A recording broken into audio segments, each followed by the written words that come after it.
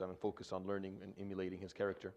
For Hurairah said in this hadith, very short hadith, and you've heard it before, قال ما عاب رسول الله صلى الله عليه وآله وسلم طعاما قط إن اشتهاه أكله وإن كرهه تركه. He said the Prophet عليه الصلاة والسلام never in his life criticized food, ever. Take a moment, let that sink in. No, think a little bit about your life. I'll repeat, he never in his life criticized food, ever. If he liked it, he ate it. If he disliked it, he left it. Never.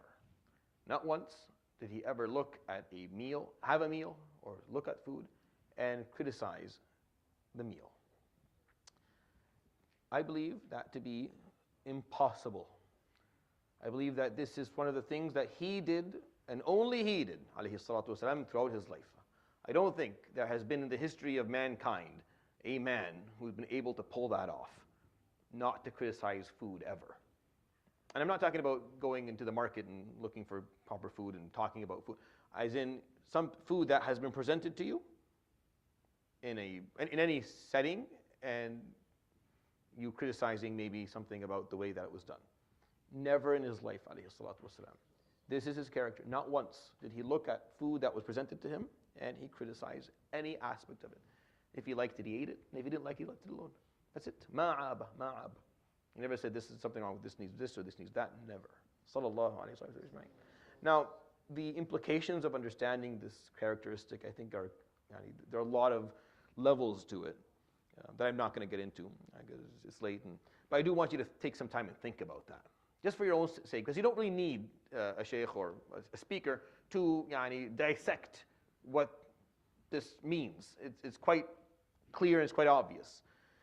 But as simple as it may be, it's actually a very difficult thing for us to do, because how much we love our stomachs and we love our food, and we feel the ability and the liberty to do that, to criticize something, and he just didn't do it. Why? Because he respected the ni'mah of what he was receiving too much.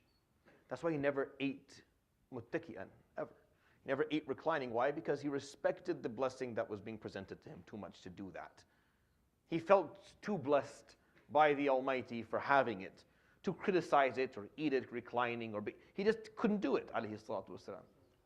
And understand, to have that relationship with Allah subhanahu wa ta'ala where your wife cooked a meal and for the 50 millionth time forgot to, not a word, just it's there, you eat it, if you don't like it, right? This is our problem. Like you explain from the day one, like, ya habib, Mishan, just, could you please not do this or add that? You come home, it's the same, not a word, alayhi salatu wasalam. Just, he respected the blessing of receiving this too much to say anything. And that's a characteristic that I think is almost impossible. But it's worthwhile to try and follow him, alayhi salatu wasalam.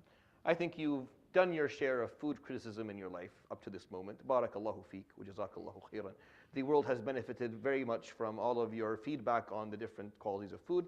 How about from now until you meet Allah subhanahu wa ta'ala, follow him on that one, alayhi salatu wasalam, and just enjoy that which you got. And this will automatically improve your relationship with your wife as well. You'll thank me later. يروي الإمام البخاري في صحيحه عن أبي هريرة رضي الله عنه قال ما عاب رسول الله صلى الله عليه وسلم طعاما قط إن اشتهاه أكله وإن كرهه تركه. صدق رسول الله صلى الله عليه وسلم. الحمد لله لا إله إلا أنت استغفرك وأتوب إليك، وصلى الله وسلم وبارك على نبينا وحبيبنا وقرة أعيننا محمد وعلى